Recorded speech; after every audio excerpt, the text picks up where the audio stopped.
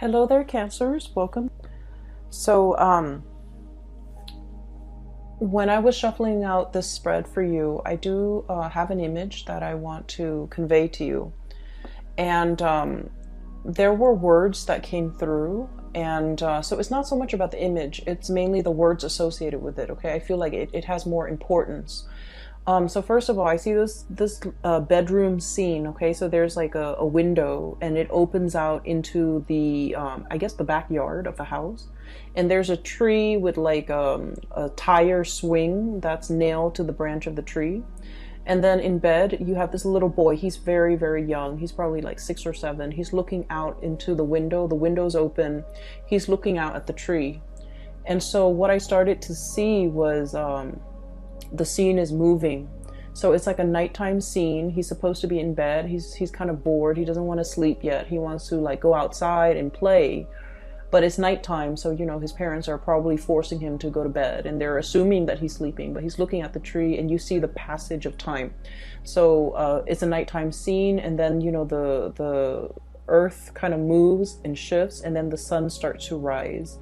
And then you see this passage of time where it's like winter starts to come in, the snowflakes start to kind of come in through his window, and then after that the snow melts, and then the spring season starts to come in, and you have cooler weather, and you have like sun streaming into this window. So he's looking at the passage of time, the passage of all the seasons from his window. And the words and the phrases that I started hearing is definitely the passage of time, wanting to grow up, wanting to be out there, wanting to be an adult, wanting to be able to dictate your own life, when to sleep, when to go outside, when to eat. And I feel like this is somebody who's very eager to grow up, okay? And I also feel like it's like wanting that independence. Okay, so what I'm feeling is I feel like for many of you, you might be this child that I'm seeing. And let me talk a little bit about the past, okay? Because I feel like first of all, the Mercury retrograde cycle is going to be throughout the month of November. We are starting Mercury retrograde on the 31st of October, and it's going to end, it's going to run through the first 3 weeks of November, but then the last week of November, we have like a shadow period. And so pretty much all of November is going to be about revisiting things. And then I feel for you guys in particular, it is going to be revisiting the choices that we have made, the decisions that we have made, so that we can glean and extract wisdom from it. Okay? So I feel right off the bat, this month might be a little bit uncomfortable because you're confronting your demons.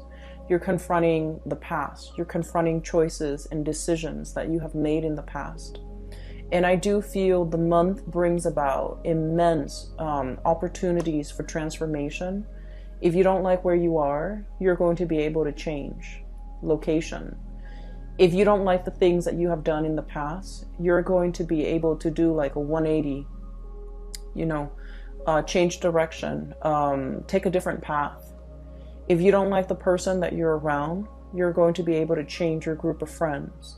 If you don't like the lover that you have, you're going to be able to switch things up, get out of situation. So I do feel like it's a very reflective type of a month. Okay, so going back to that original image, let me talk a little bit about where I feel like the pieces are fitting in for you guys. I feel as if for many of you, when you were younger, you were very eager to grow up. Okay, you wanted to kind of like get out into the world, get your hands dirty, experience things, live life, and just not have to. I just feel like this sense of like feeling that life is like an unopened box, like a present wrapped up in a bow, and with wrapping paper, and you're so eager to like tear it open and just get your hands dirty and just really embrace and live life. And I feel for many of you, this can come in all forms and shapes and sizes, like wanting to, you know, really experience all the nitty gritty things in life. Okay. I see a lot of experimentation when it comes to drugs, alcohol, even like, you know, overindulging in those things, but also wanting to just, you know, really grab life by the horns and live as if there's no tomorrow. Okay. Because like the image of that child is coming through. It's a child that is very like innocent, naive, and things like that. So I feel like you kind of like, you know, rushed in there, like, let's do it first, ask questions later. And I feel like it was a cycle, like a spiral, where you might have gotten involved with the wrong people, you might have experimented with the wrong things, experimented with the wrong substance, experimented with the wrong relationships. And I just see like a lot of overindulging and wanting to just really, really experiment. And then I also felt like for many of you, you might have been like on the flip side, on the opposite end of the spectrum. I see somebody who's like really, you know, like who has had to grow up at a very young age. There were a lot of like expectations imposed upon many of you. It kept you on the straight and narrow, right? Like it kept you going through school. It kept you very responsible. It made you kind of like very, very straight-laced. And then whatever age you're at, maybe, you know, going off to college, or maybe in your 30s, or maybe even now in your 40s, whatever age you're at, you went through a phase where you just like, I want to indulge. I want to, you know, let loose. I want to have no restrictions. I want to have no baggage. I just want to be irresponsible. Like just, I feel like that tug and pull with many of you. And so the first group of you, I do feel like you needed to experiment it. You needed to, you know, overindulge. You needed to get yourself in wrong situations with the wrong people even, in order for you to learn, in order for you to shape up, in order for you to realize that, oh, you know, been there, done that, not for me. Okay. And then that first group of you, you have come in with this energy as the Emperor. This is somebody who is, you know, has a lot of life experience under their belt. They know who they are. They know themselves really, really, really well. Okay. They know what works for them. They know what doesn't. They know what types of people they want to be with. They know what career path is good for them. And they also know, what not to get involved with. Okay, like never again. So I feel like, you know, you've come into this sense of like strength and fortitude and just knowing yourself inside and outside very, very well. And then I also see on the latter group of you, group number 2, that were like late bloomers, getting out into the world and being able to overindulge in all of that at a very at a later age. And I feel like you're at a point where you want to shirk responsibility. You're just like, I've lived my life as a straight-laced person for so long, and I just want to break free from it. So I felt like life has been a series of constraints, a series of just like limitations. People telling you, you know, these are the limits. You can't really get past the limit. Or people telling you these are things you're expected to do. So I do feel a situation where there might have been a lot of restrictions. There might have been a lot of like rules are rules. Rules are put in place, and you just have to, like, you know, obey the rules. And so what's coming through here? 10 of Swords. Things are like really bunched up. Things are just restrictive and confining, and we don't really know which way to go. 8 of Swords, being stuck in a mental prison where our thoughts, our fears, our, you know, just like being pinned down to social expectations, cultural expectations for some of you, responsibilities, and just, you know, you're wanting to do the right thing, but you feel like it's just so hard. Right? So I feel regardless of, you know, whether you're group A or group B, you needed to experiment what it means to be irresponsible. You needed to experiment what it means to be, you know, a straight-laced person, because what you're looking for is that middle ground. Okay, what you're looking for is moderation. What you're looking for is kind of like straddling that middle ground and balancing this this side of you that's very responsible, and letting yourself indulge once in a while, but not letting the need to overindulge kind of like overtake your life to the point where you can't function.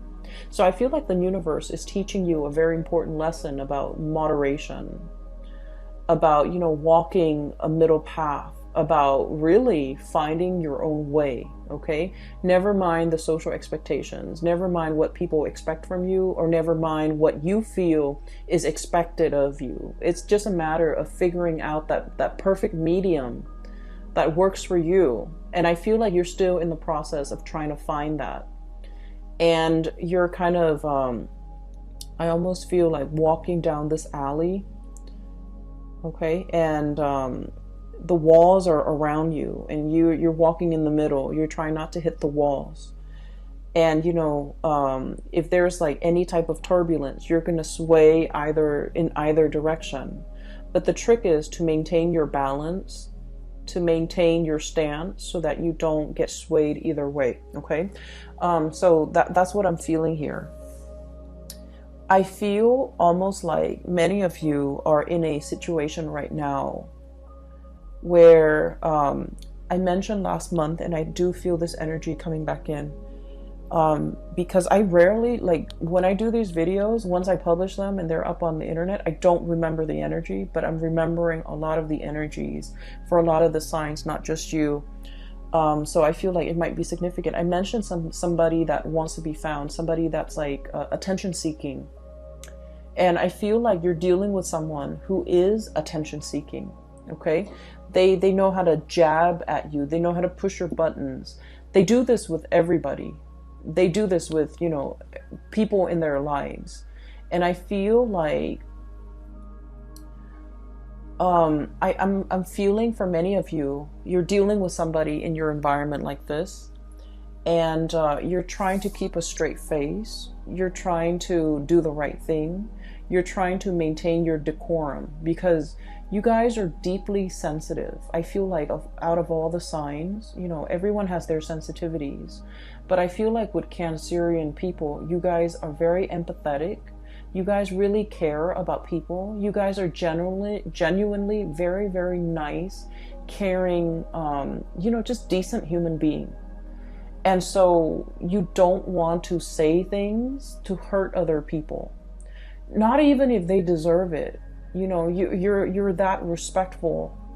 You're that loving and caring. You don't even want to hurt people, even if they deserve it. So I feel like somebody is like really pushing your buttons. And for some of you, it might be a relationship partner.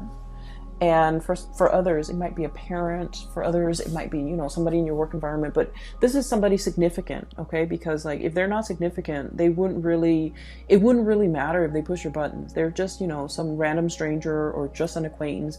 But I feel like it's somebody significant in your life. And I feel like you try to make things work, okay? You were trying to do the right thing. The Emperor, he makes rational decisions, okay? He is not swayed by his heart. He thinks with his head. And he thinks usually for the betterment of all or everybody that's involved. So he knows how to make sacrifices. He understands that with every decision, there is collateral damage, okay? So I feel like this is your energy where you're in a position that you feel, I have to make some sacrifices for the greater good.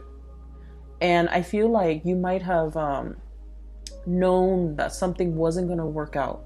There's a situation, you're like, oh, it's never going to work out, but I owe it to the other person. I owe it to myself. I owe it to everybody involved to do the right thing, to give it a second chance, to give it a try, to really work things out.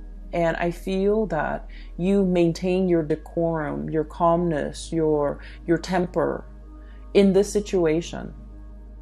And then I feel like the other person was not able to elicit an emotional response out of you. So in the past, they might have pushed your buttons, and then, you know, there might have been like sparring back and forth and things like that. This time you have grown, you have matured, you have realized that these are cycles, these are recurring themes, and I'm not going to feed into this energy. And so you remain very, very calm. And because you remain very calm, the other person was not able to get a rise out of you, to get an emotional reaction out of you. And so I feel like they had to check themselves out. Okay, you didn't even need to lift a finger. You didn't need to be the bad guy in this situation. They just could no longer get that emotional response out of you, and so they chose to kind of exit the picture, exit stage left. Okay.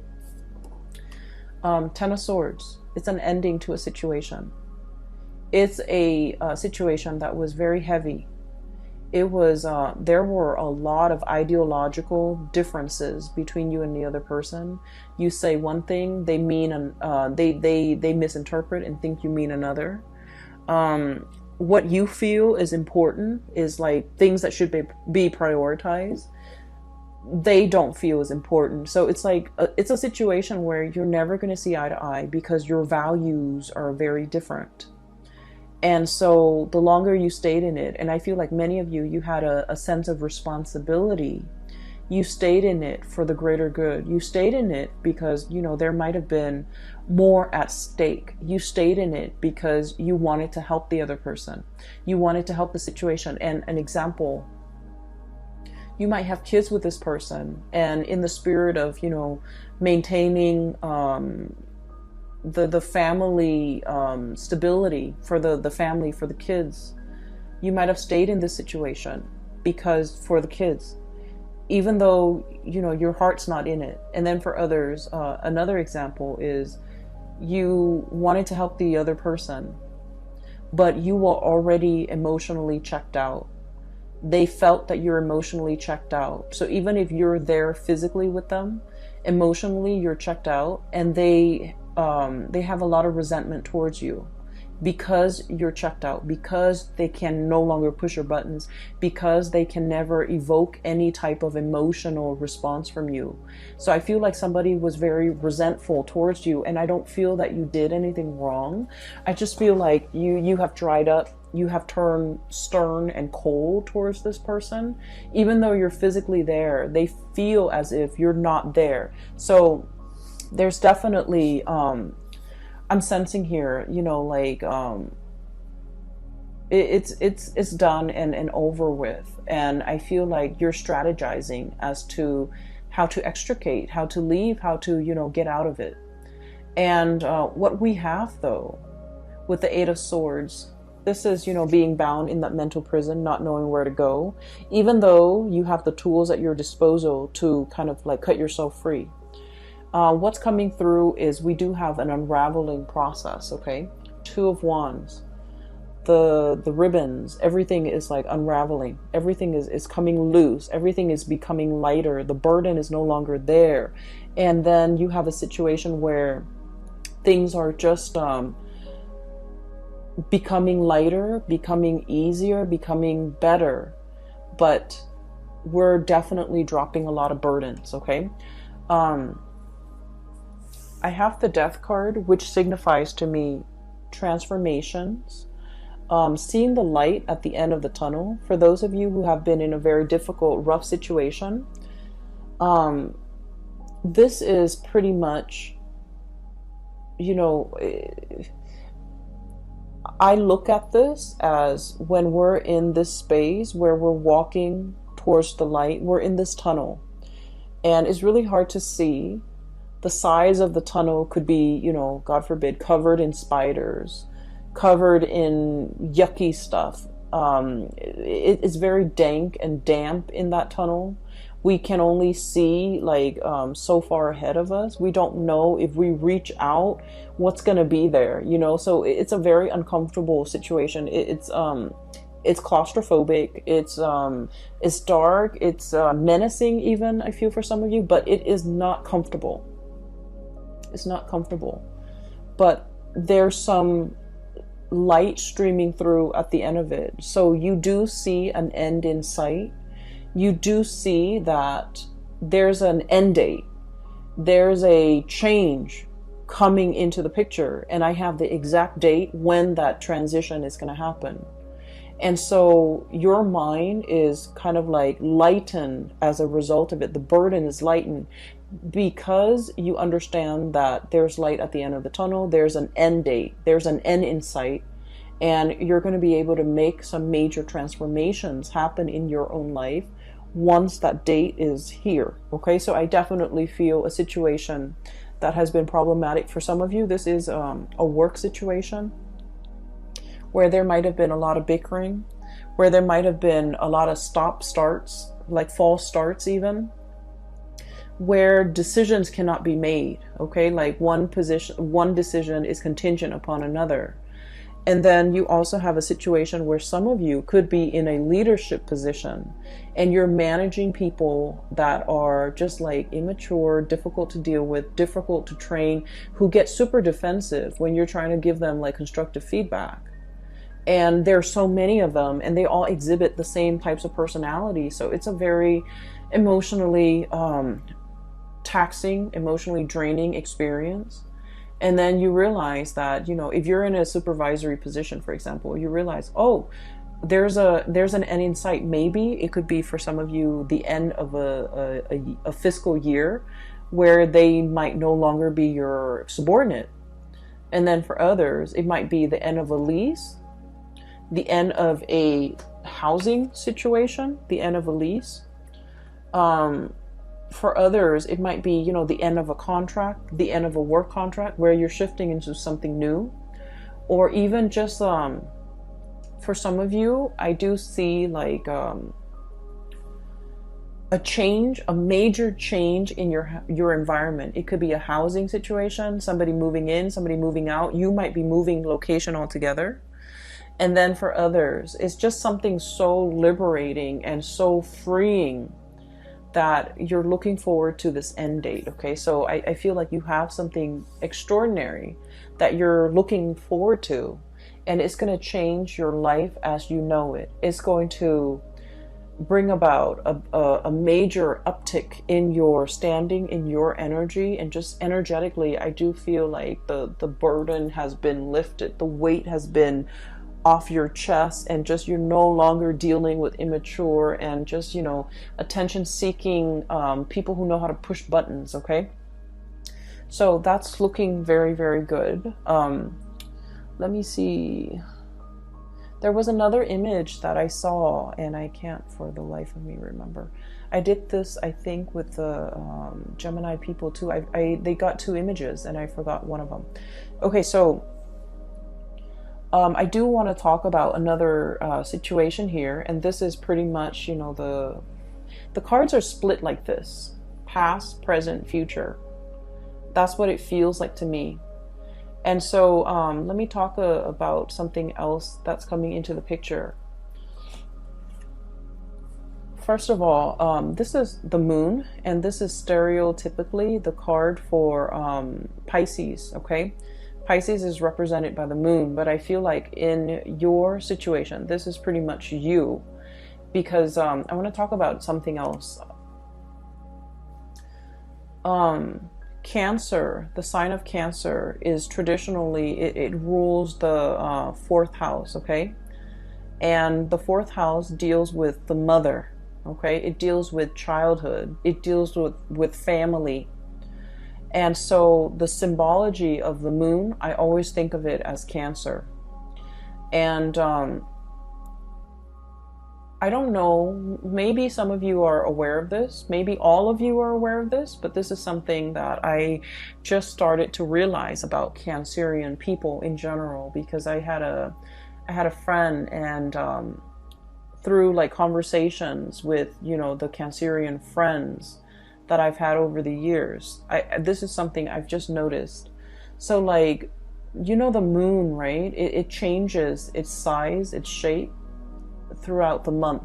Okay, so it's like the cycle, the lunar cycle. It from one day to the next, It could be like a waning moon, a waxing moon, and it just changes its shape. It could be a full moon, it could be a crescent moon, and things like that. And so one of the things in which you are very aware of, I feel, for this month is waning or changing emotions, okay? And what I feel is ultimately kind of scattered in this spread is, you know what you like, but then what you like from one day to the next, from 1 month to the next, from 1 year to the next, changes. And so you're not really sure what you like. You're not really sure if you're after the same things from 1 month to the next. You are also afraid to go for something because you're not really sure if next month, if that's the thing that you still want. And then you're afraid to go after something big because you're not sure if all the energy and the effort that you expend into this thing, is it going to be worthwhile when next year rolls around? Am I still going to want it as much as next year as I do now, to make all this effort worth it? You're coming to the realization about yourself, I feel, that what you want, what you value, what you desire, from one day to the next, from 1 year to the next, from one season to the next, it fluctuates and it changes. And because it fluctuates and it changes, you might be in a position where you just wait for things to happen to you rather than going out into the world and making things happen for yourself. Going after the things that you want, going after the situation, the job, the person that you want, and expending all that energy and all that effort because you're not really sure if what you want from one day to the next will be constant. And so this energy is very, very transient, okay? It basically changes with the tides. It changes from day to day, from hour to hour. And what I feel is like, for some of you, you might really love somebody, okay? You love somebody. And when they're on their good days, oh my gosh, the love is amazing.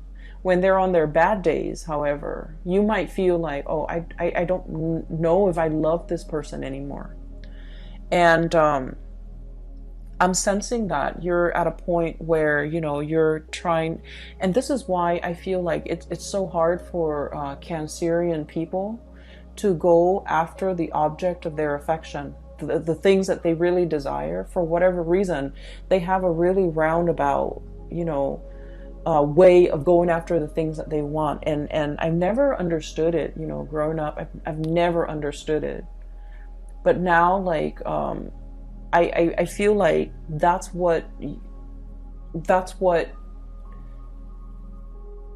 your MO, that's your method of operation, because you're not really sure, okay? So this month has a lot to do with, this process of deep reflection. We have we have 5 major arcana cards coming in a spread with like a 10 card spread. So the half of the cards are major arcana cards, which is really forcing you to be very, very clear about yourself, knowing yourself really well, like this Emperor, okay?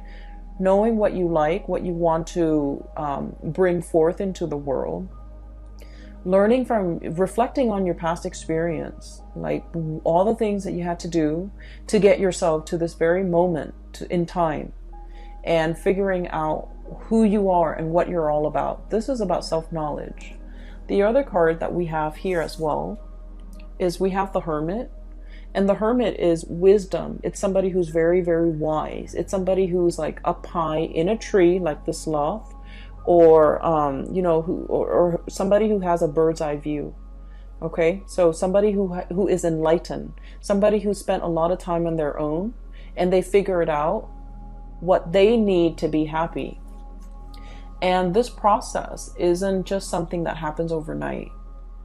there have to be a lot of upheavals and challenges and you know, the breaking down of old paradigms in order for you to figure out, in order for something better to emerge, but in order for you to figure out what you're all about. So like, it's almost like the tree, you know, growing up in the winds, okay? It has to be, the winds strengthen the trunks and the branches of a tree, okay? So in the process of dealing with people who are very opposite from you, who ask you questions, who force you to defend your beliefs, that's when you're very, very sure about what it is that you really believe in. So I feel like, you know, all of this happened because we have the Tower, the things that we think about ourselves that are not built on reality, okay? I think I really like to, you know, stay at home and just, you know, knit. And then you realize life is passing you by, okay? And then you realize that, no, I actually want to be around a lot of people. I actually want that connection.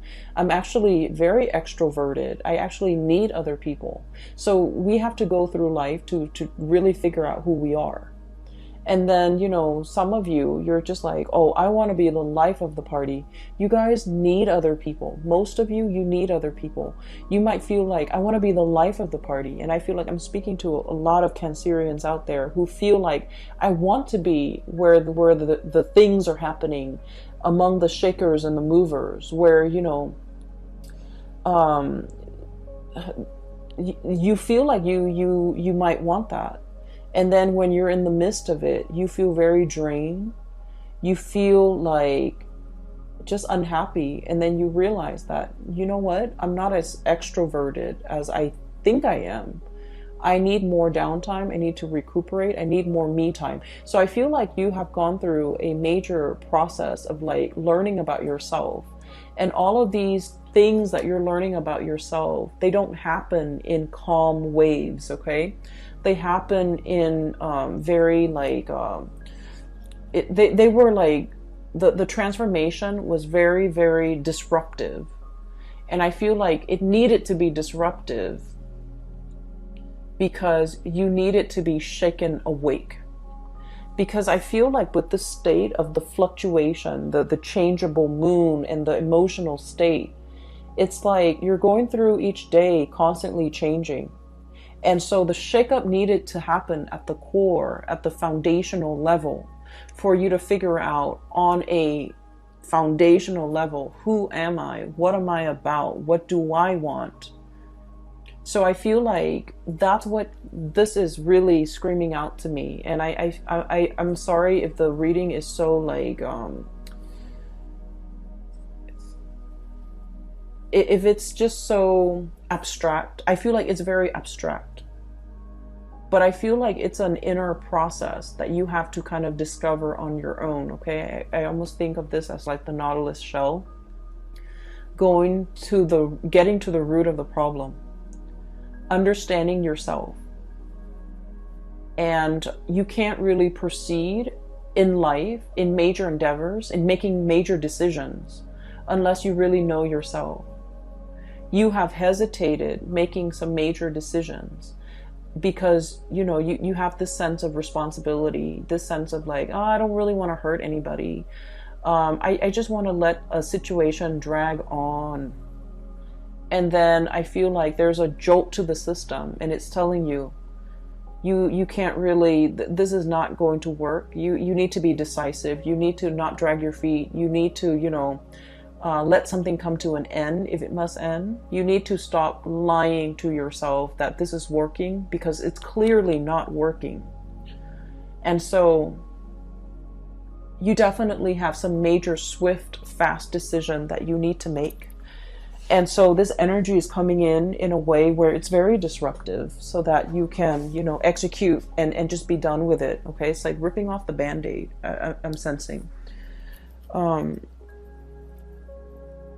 So that's where things are headed. And the other thing that I'm sensing, I feel like it should almost be like this. Okay. All the major arcana cards are stuck together. That's what it feels like to me. The 4 major arcana cards should be here. And then what we're left with is the Two of Cups and the Queen of Swords, okay?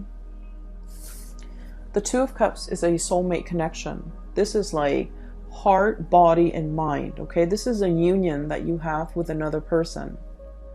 I feel for some of you, there is a relationship here that might be fractured because of financial issues, financial considerations. One person might be a big spender and the other person's very thrifty. One person might be carrying the weight of the financial, burden of that relationship, and the other person might not have been.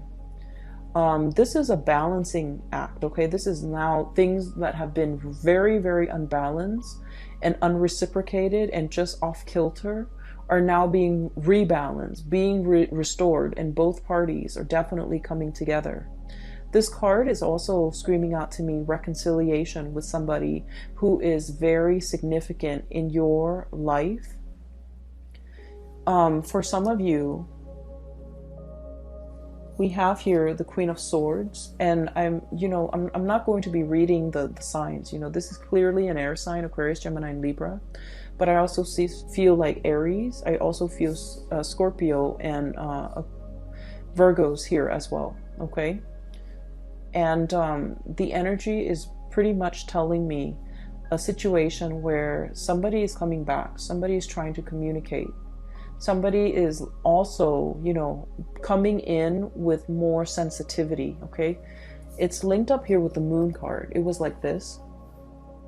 Somebody is starting to understand you. They're starting to understand how sensitive you are. They're starting to kind of like, if they have been very harsh in the past, I don't see them apologizing. I just see them in the past as kind of like, brusque and blunt and forceful. And I feel like they're starting to understand how sensitive you are. They're starting to understand that you need more. It's like they need to kind of like not be forceful with you. They need to not push you. They need to not give you ultimatums. They need to just, take you as you are on your own terms. Yes, your feelings might fluctuate. Yes, one day you love them, the next day you don't. And so they need to be accommodating of your fragile emotional state. And they need to be understanding that they shouldn't bring conflict in their interaction with you, into their interactions with you. So I feel like somebody is coming back in, wanting to communicate. They're approaching you with a lot more sensitivity. They're approaching you with a lot more like, I guess like awareness for who you are and the way you operate. And they're willing to accommodate that. And then on the other hand, I feel as well for many of you, knowing, I see this really deep sense of spiritual knowing, awareness that have, kind of like, it's like things illuminated for you, where you start to understand that, I love this person today. I really, really love them. The next day they act up and I don't love them. I feel like you're starting to find that middle ground, okay? Once again, straddling that middle ground, wanting to be responsible, like taking the responsibility with the overindulgence and trying to find a balance, a middle ground, so that your emotional state doesn't fluctuate from one extreme to the next, so that you can walk down that center line and be okay, because you're doing things in moderation. And when you're doing things in moderation, when you're very balanced, you start to see who you are. You're not swaying from one extreme to the next. And so you're starting to see things in a more balanced manner. And once you start to do that, I think like everything that has been problematic and confusing and just, off kilter in your life starts to realign. Okay, so I feel like you're energetically balancing yourself, and in the process of finding balance and being very balanced in your own skin, everything else in your environment benefits and it starts to right itself. Relationships start to right themselves. People starts coming at you correct because now they understand. And I definitely feel a lot of communication, emotional communication that will be had between you and another person that will give you a lot of insights, a lot of guidance, and just a lot of, I feel that sense of like emotional support coming through from your environment and with the people that you care about and the people that you want to spend your time with. I'm also feeling here, there was a situation, and this is where I do want to end it. There's a situation here where you've been trying your very best to do the right thing. You're getting out of that situation. And there's somebody in the picture who is like a soulmate connection. You have known it all along. You have neglected the soulmate connection because you had a lot of things that you needed to take care of. And now that, this transformation is happening in your life, you have a new path that you can walk towards. And I feel that you're going to want to reconnect and work at this connection that you deem is the soulmate connection. Somebody that is like, I almost feel like they're the yin to your yang and vice versa. Okay, so I will leave it at that. All right, Cancers, I hope the reading has been helpful for you. I hope it resonates. I hope you're not upset with me for being harsh with you guys. I just read whatever that comes through. Okay, and I hope the reading either way is helpful for you as you navigate the confusing energy of November. Best of luck. And for those of you who are interested in a reading, I do have a link in the description box below for a psychic. Her name is Bridget. She's based out of California and she's very good at her craft. I highly recommend that you get a reading with her. If you are also interested in this amazing deck, it's the White Sage Tarot. It uses the traditional Rider-Waite and tarot imagery as well as, animal totem. That's the best way I can describe it. And it has been great I enjoy working with this deck. A lot of images came out and a lot of messages came out when I started using this deck. And so the link for that is also in the description box below. Support your local artist and visit her site. She also has other things like other artwork and things like that for sale. All right, I will talk to you guys soon. Have a wonderful November and happy Thanksgiving for those who are celebrating. I hope you have a tremendously amazing time with your loved ones and your family, and I will talk to you soon, okay? Take care.